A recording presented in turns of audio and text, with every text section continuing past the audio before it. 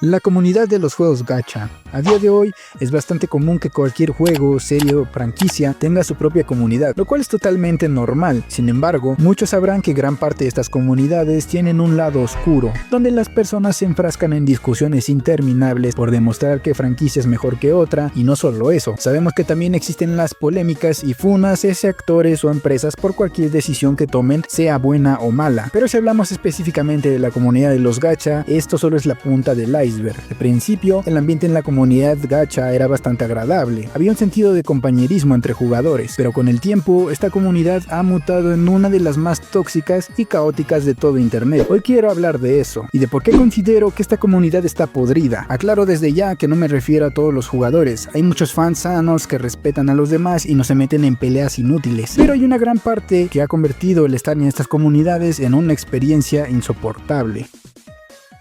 Todo comenzó con el auge de Genshin Impact, un juego que marcó un antes y un después para el género. Gracias a él, los gachas se volvieron masivos y llegaron a una audiencia mucho más grande. Y como suele pasar cuando algo se hace popular, también llegaron los problemas. El momento clave fue el primer aniversario del juego, que muchos recordarán como un desastre. Las recompensas fueron mínimas y eso provocó una división dentro del fandom. Algunos defendían a la empresa, argumentando que era un juego gratis, mientras que otros se quejaban con razón, diciendo que una empresa multimillonaria como Hoyoverse podía y debía dar más. Aunque a primera vista puede parecer una polémica sin importancia, fue el inicio de una fractura en la comunidad que no dejaría de crecer. Después de eso, el juego siguió adelante, pero su comunidad ya estaba completamente dividida. Con el tiempo, comenzaron a llegar nuevos gachas al mercado y con ellos nuevas peleas. El más sonado fue Tower of Fantasy, que llegó con fuerza y fue impulsado por los mismos jugadores de Genshin que empezaron a venderlo como el Genshin Killer. Eso desató una ola de comparaciones entre ambos juegos, que si el combate era mejor, que si tenía mejor historia, que si los diseños eran superiores, etc. Pero cuando ToF demostró tener una optimización pésima y una versión global muy inferior a la china, muchos la abandonaron rápidamente. Los jugadores de Genshin aprovechaban la caída de ToF para burlarse y menospreciar cualquier nuevo intento de competir contra su juego. Desde ahí nacería el tan aclamado padre de los gachas, un término que se sigue usando a día de hoy. Más tarde aparecería Honkai Star Rail, desarrollado también por Hoyoverse.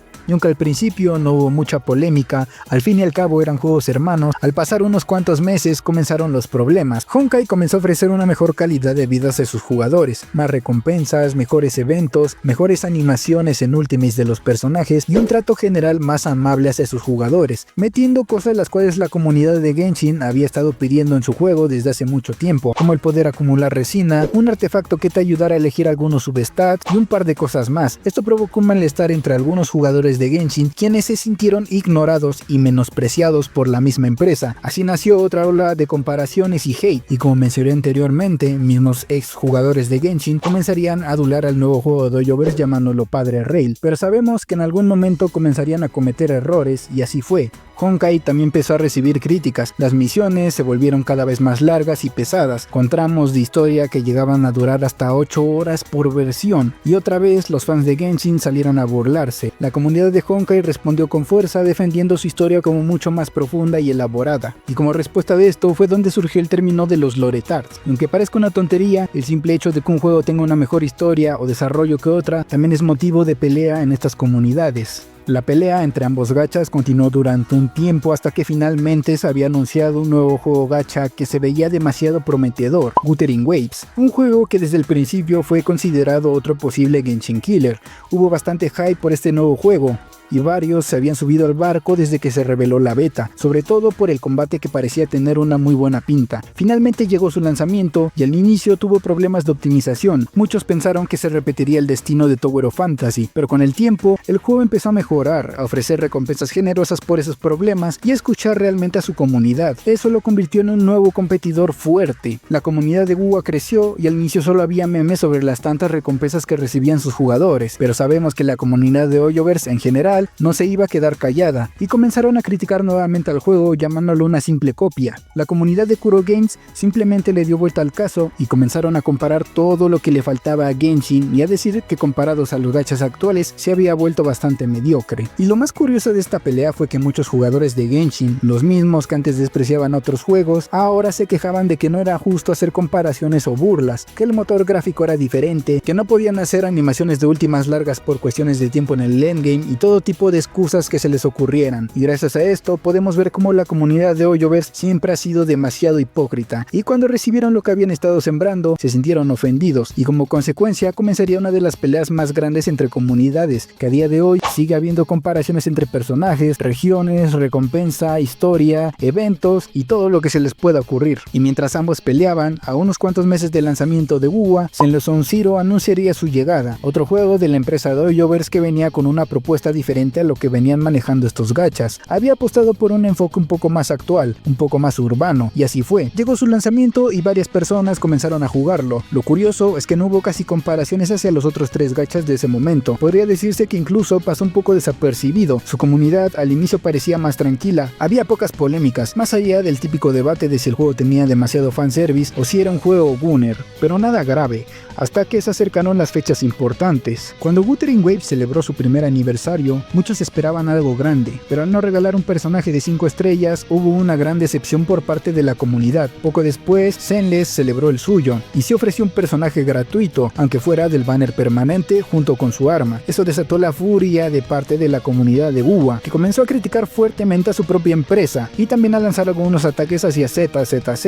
Otra vez, la historia se repetía, comparaciones, burlas, funas entre comunidades y todo lo que conocemos hasta hoy día.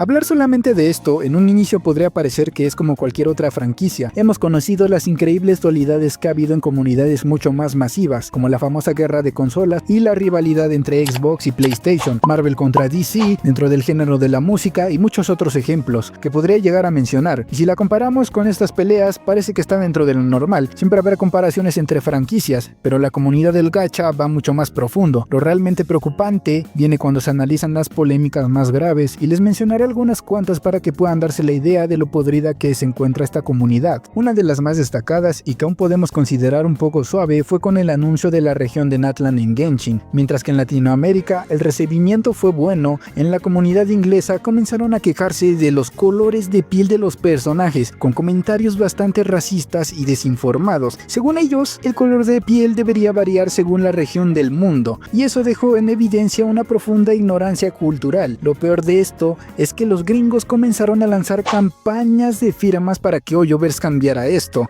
Incluso actores de doblaje de los personajes se unieron a esta causa, haciendo que la comunidad latina se sintiera ofendida porque claramente era un ataque de racismo hacia ellos. Y bueno, sin más comenzarían unas cuantas peleas sobre esto, y gente burlándose sobre los gringos y sus opiniones con poco sentido. Luego están las polémicas con los actores de doblaje de habla inglesa, donde han ocurrido casos de racismo, reclamos, problemas de contratos y hasta acusaciones serias de conducta inapropiada con menores. En muchos casos, las reacciones de la comunidad han sido violentas, pero con sentido, que han obligado a la empresa a retirar por completo a los actores del juego, dejando a algunos personajes sin voz durante meses, que a día de hoy hay varios personajes tanto en Genshin como en Honkai que están totalmente mudos, y eso para las personas que por alguna razón prefieren el doblaje en inglés antes que los otros, no pueden disfrutar del juego, pero conforme pasó el tiempo, las críticas cada vez comenzaron a ser un sinsentido. Un ejemplo reciente fue con la actriz de voz de Yuzuha en Zenless. Ella hizo una publicación apoyando el movimiento LGBT con una imagen adjunta de Yuzuha, y eso bastó para que recibiera amenazas de muerte, todo por insinuar que su personaje podría ser lesbiana. Y aquí es donde comenzamos a ver cómo es que esta comunidad está totalmente mal de la cabeza, cuando ni siquiera la empresa haya confirmado algo todavía sobre eso. Con esto podemos ver cómo la comunidad de Zenless a final de cuentas sigue siendo parte de Hoyoverse, y lo peor de todo es que casi siempre las personas que se vienen a quejar de esto es gente que ni siquiera juega el juego. Otro caso extraño y reciente fue con Outcry en Genshin y la aparición de Alice, donde algunas personas comenzaron a decir que Klee había sido creada artificialmente y que Alice no podía haber tenido una hija porque en ese caso no sería virgen, así de absurdo. Afortunadamente esa polémica no escaló tanto, pero dejó en claro el nivel de obsesión que hay en ciertos sectores del fandom. Algunos afirman que lo más probable es que este tipo de comentarios hayan venido sobre todo por parte de la comunidad asiática, y si les soy sincero, no me sorprendería. Sabemos que los asiáticos son unos maniáticos con los personajes 2D y siempre se sienten traicionados cuando una figura de este estilo tiene alguna relación con otro hombre que no sea el protagonista del juego, y este es un tema que se ha visto mucho con VTubers, idols, tanto que hasta tenemos un anime que explica sobre estos casos. Y bueno, como no quería que me dijeran Kurobot, quería hablar de alguna polémica sobre Wuthering Waves. El problema es que no he escuchado nada de polémicas extremas como estas, y de las pocas que conozco, algo que sí tuvo bastante revuelo fue la censura de personajes. Todo comenzó con Cantarella. Desde que salió su tráiler, a varios les tomó por sorpresa el cómo fue presentada, y ni se diga cuando salió el modelo 3D del personaje, pues si aún no entraban en esta comunidad, déjenme decirles que habían marcado ciertos aspectos del personaje que sinceramente era demasiado. Eso hizo que algunos pidieran la censura, y si les soy sincero, probablemente esto estuvo bien, ya que sí se habían propasado un poco, y si lo hubieran dejado así, seguramente les hubieran obligado a actualizar el rango de edad para poder jugar el juego. Aunque muchos puedan pensar que eso no causaría problemas, para la empresa sí representaba un peligro, así que al final de cuentas decidieron por censurar esa parte. Kuro Games escuchó las críticas y aplicó cambios en un parche. El problema fue que no solo afectó a Cantarella, sino también al personaje de Fleur Delis, lo cual generó rechazo por la comunidad, ya que creían que realmente no había necesidad por censurar más, y sinceramente ese cambio afectaba demasiado el diseño del personaje. Por suerte, al final decidieron revertir estos cambios y solamente se censuró a Cantarella. Por último, y la polémica que realmente me parece de las más absurdas, fue la de Sid